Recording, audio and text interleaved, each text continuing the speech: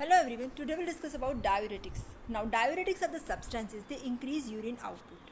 They increase excretion of not only water but sodium and chloride ions.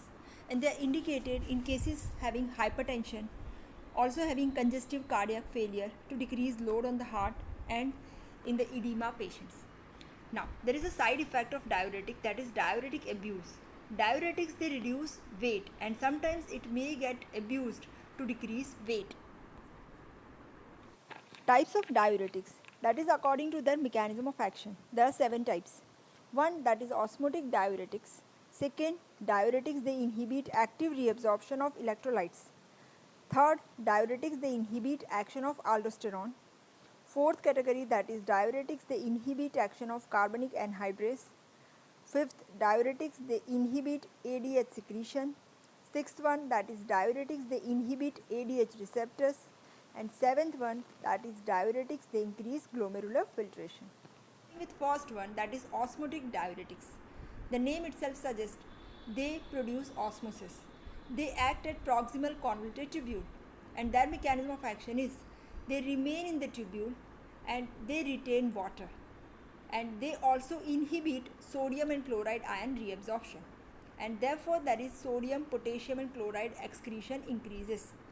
These diuretics are urea, mannitol, glucose and sucrose. You can see here in diabetic patients, you can see there is increase in the blood glucose that results in increase in the glomerular filtration of glucose, and therefore osmotic pressure of the tubular fluid increases and that results in osmotic diuresis.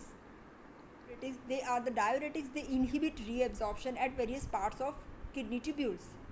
From which first one, that is the diuretic that inhibit reabsorption of sodium and chloride ions in the loop of Henle. You can see here these diuretics they act at thick ascending limb of loop of Henle. You can see here.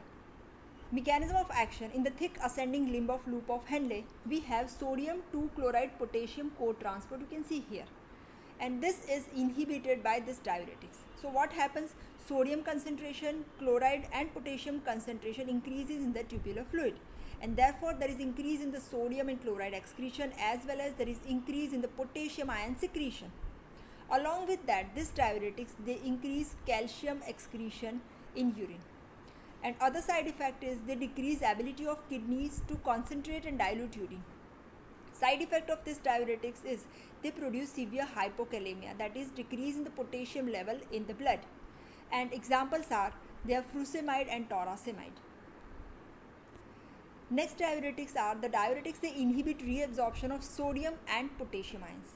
These diuretics they act at the early distal tubules. You can see here this part.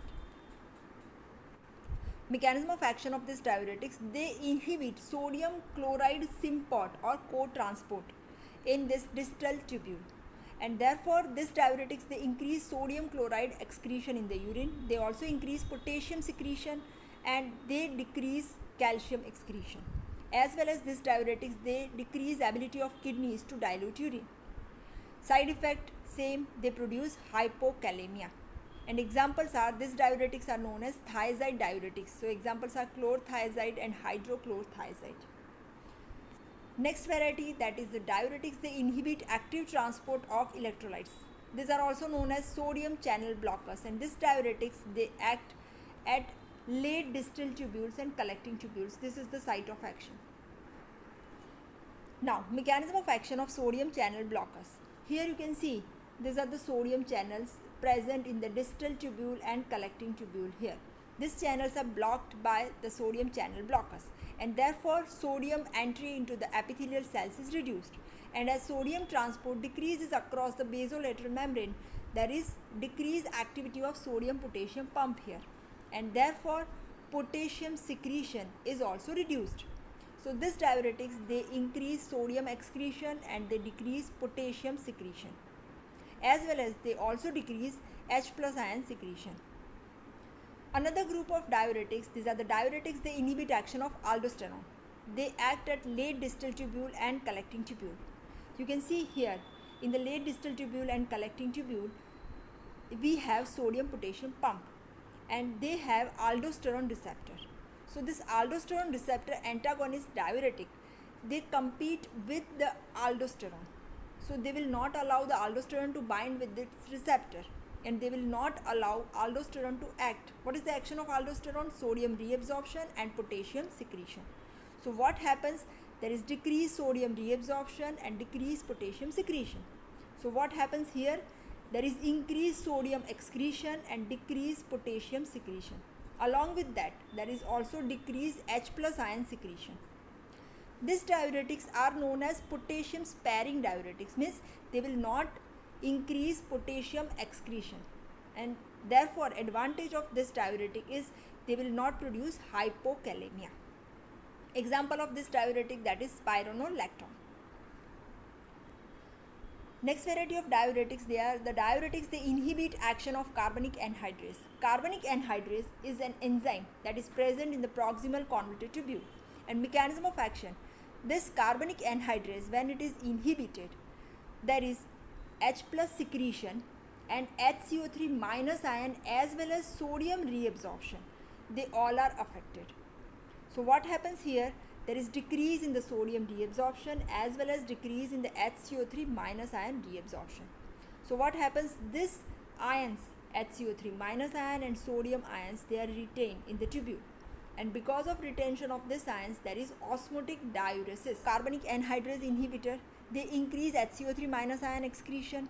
Along with that, they also increase sodium and potassium ion excretion. And side effects are, because of potassium excretion, there is hypokalemia. Because of HCO3 minus ion excretion, there is acidosis. Now, what are the examples? Acetazolamide. Trade name for that is Diamox. That is carbonic anhydrase inhibitor diuretics, that is clinically used. Next variety of diuretics, they are the diuretics, they increase glomerular filtration, and they are caffeine and theophylline. And diuretics, they inhibit secretion of antidiuretic hormone, and they produce water diuresis. They are water and ethanol. Another variety of diuretics are the diuretics, they inhibit the action of ADH. These are vasopressin receptor, V2 receptor antagonist, and they are not used clinically, they are only used for the research purpose. Now, complications of diuretics. They may produce dehydration, they may produce electrolyte imbalance because of change in the reabsorption of various electrolytes, headache because of electrolyte imbalance, dizziness, palpitation, and renal damage. So this is all about diuretics. Thank you.